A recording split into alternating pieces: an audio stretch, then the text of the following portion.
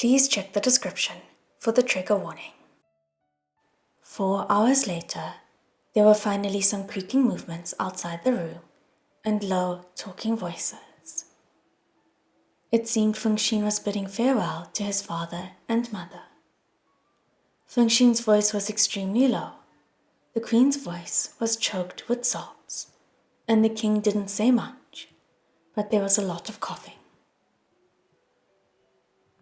A moment later, the door opened, then the door closed, and Fengxin's voice vanished, the sound of his footsteps going far away. Fengxin had left. Xelin was still shut in the room, emotionless and expressionless, and a moment later he closed his eyes. He'd finally left. Ever since Mu Qing had left, Xelin had always been terrified of this. Because he was too scared, today, Xelin could no longer endure the torment of this fear. Rather than dragging it out, like sharpening a knife, to slowly grind away all the kindness and friendship until there was nothing left, until finally both hated the sight of each other and held grudges, it was better that things exploded sooner. Before Fengxin went, he was afraid. Now that Fengxin had gone, he wasn't scared any longer. But even though he wasn't afraid anymore, he was in deeper agony.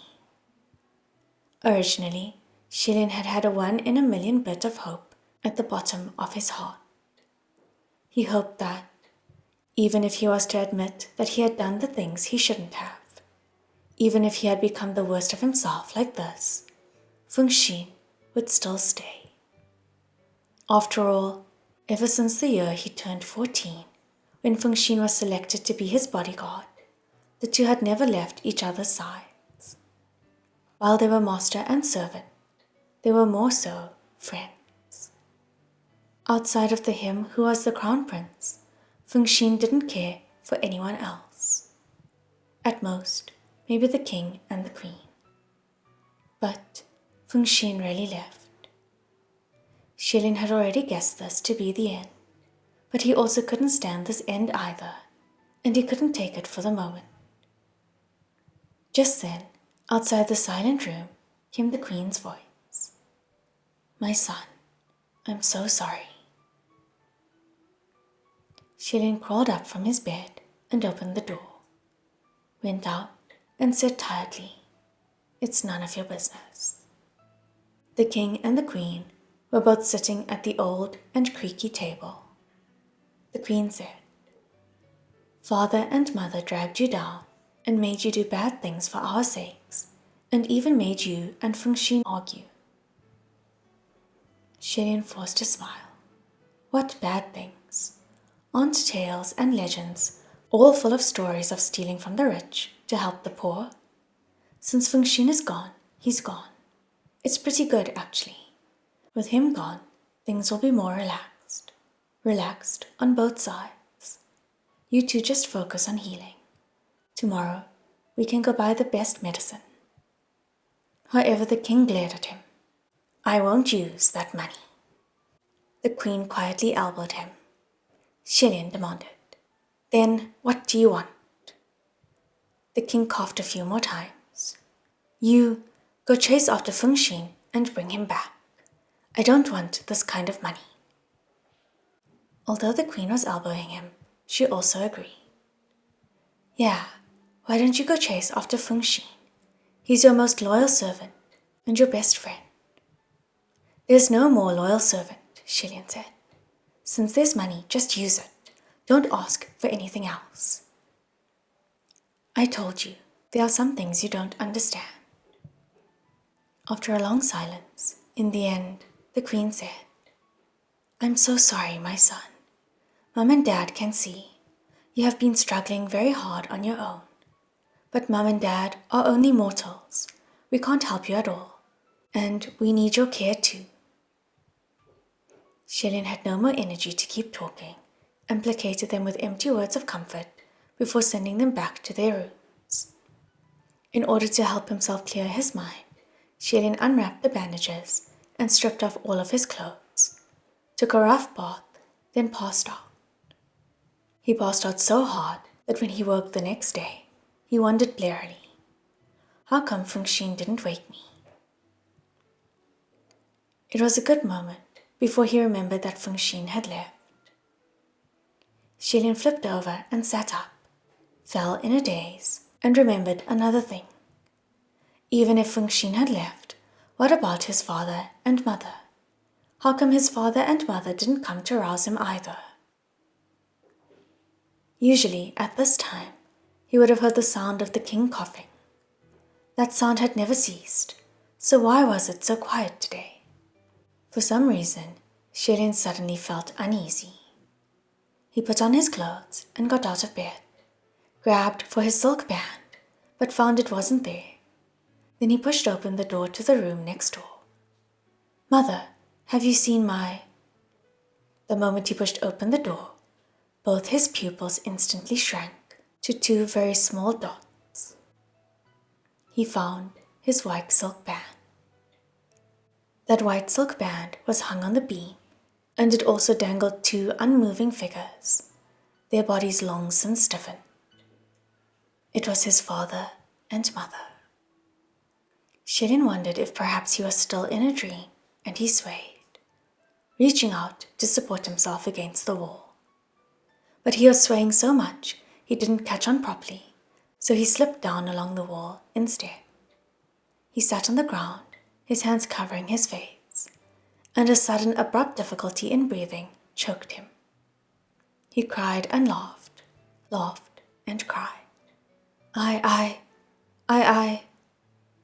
He rambled and mumbled to no one. Then he added, "It wasn't, no. Wait.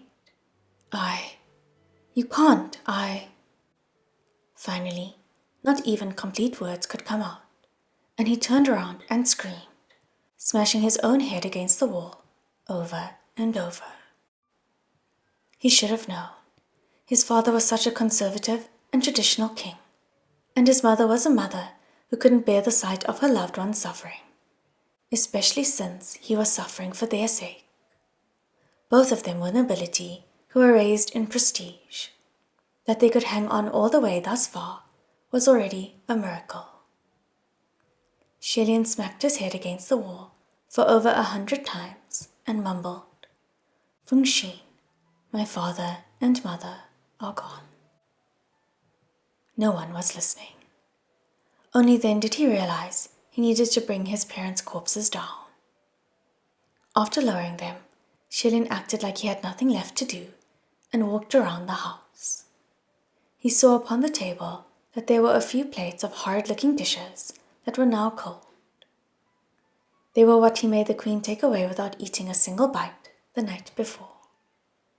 Now he pulled them over absent-mindedly and ate everything, not daring to leave behind a single leaf, afraid to miss a single grain of rice. After he ate, he started puking.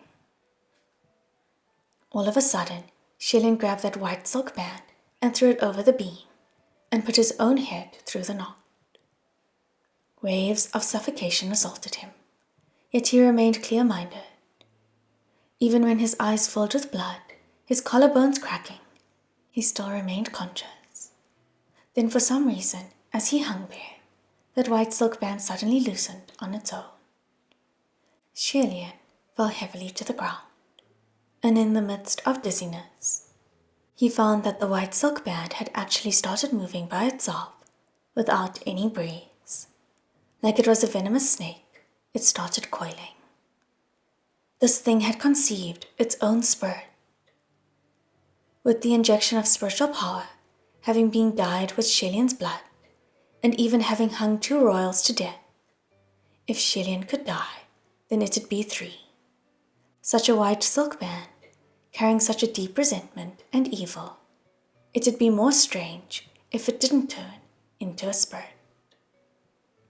The little spirit who had only just arrived in this world didn't understand how it was born from a despairing situation at all, and happily drifted over to the one who gave it a soul, like it was hoping for an intimate gesture.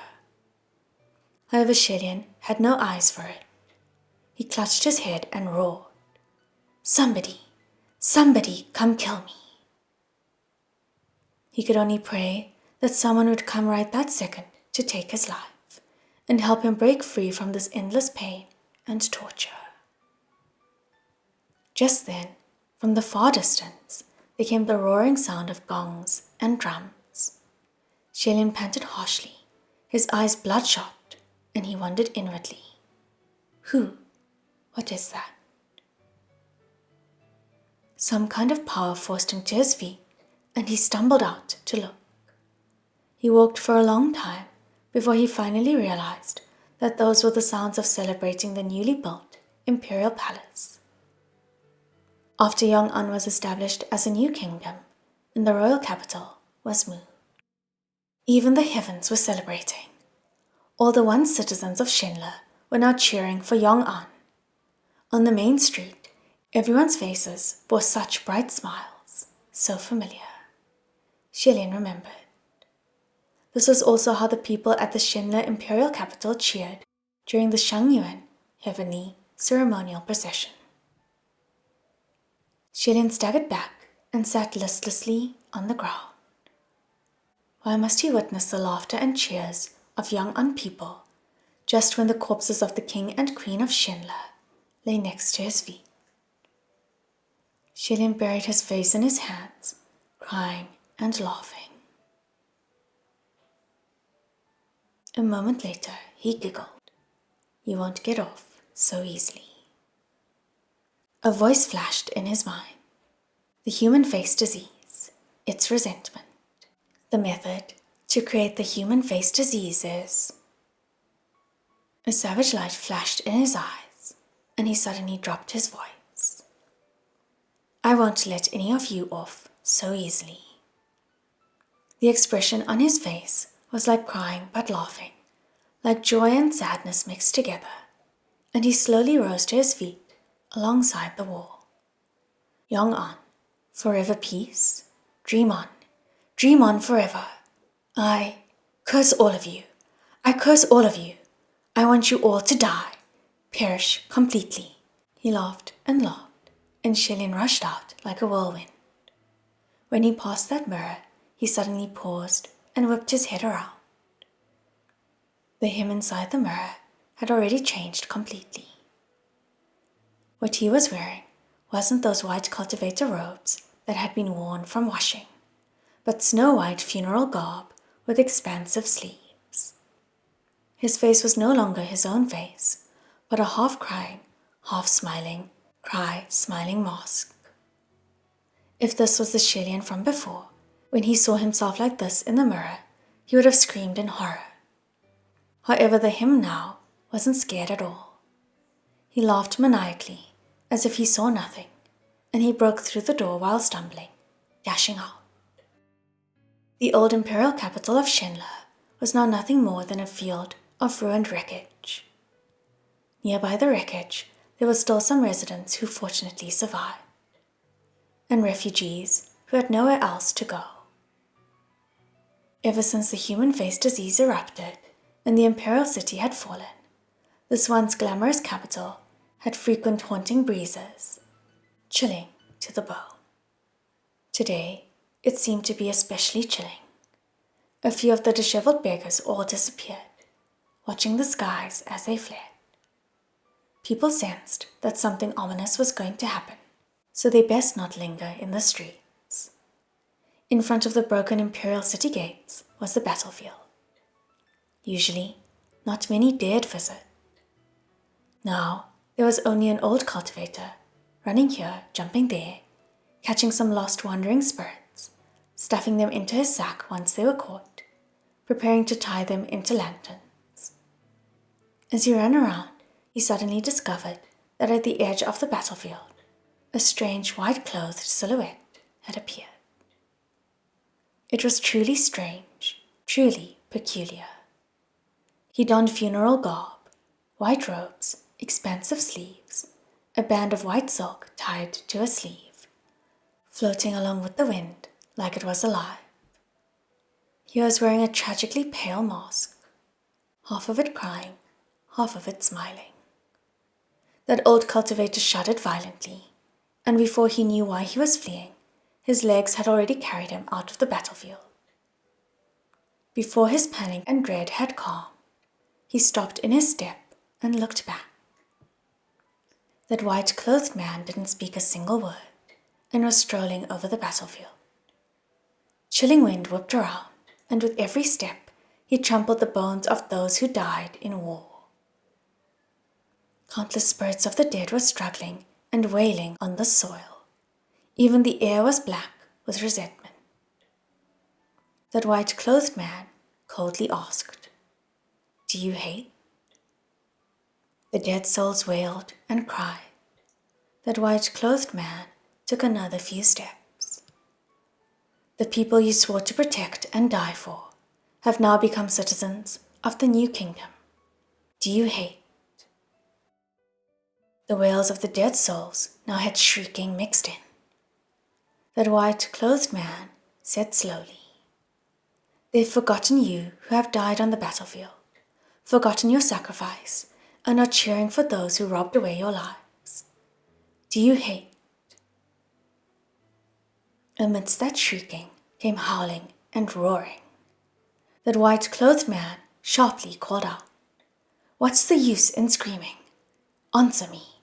Do you hate?" In the air, over the entire battlefield, there came the echoing of innumerous voices of resentment and agony. "I hate, I hate, kill, I want to kill them." That white-clothed man opened his arms toward them and reached out both hands. "Come to my side." He enunciated each word. "I promise the people of Yong'an shall never know peace." The shrieking, howling, roaring, and crying shook the ground and crashed the heavens. The dead souls of the Shenle soldiers mingled with the deceased of those who had died from the human face disease, answered. And in that sky covered in black mist, they took shape. The old cultivator, who had witnessed the whole thing from afar, was already terrified. This is... In an instant, only 3 words appeared in his mind. White-clothed Calamity. Just then, that white-clothed man heard the voice of a young man from behind him. "Your Highness." He looked around. Since who knows when, a black-clad youth was already standing behind his person. Then he was bowing down before him, bending one knee to the ground.